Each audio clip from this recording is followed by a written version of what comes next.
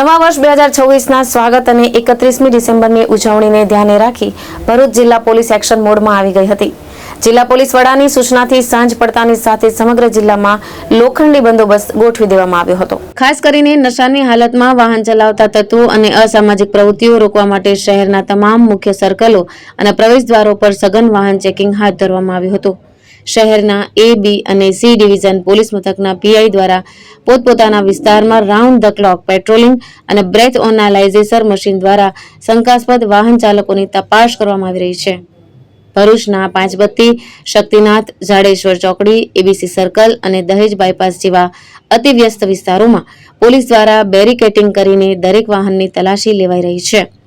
ઉજવણીના નામે કાયદો અને વ્યવસ્થાનો ભંગ ન થાય તે માટે જિલ્લામાં આવેલા ફાર્મ હાઉસ, હોટેલો અને નર્મદા કોલેજ નજીકના પાર્ટી પ્લોટ્સ પર પણ પોલીસની વિશેષ ટીમો નજર રાખી રહી છે।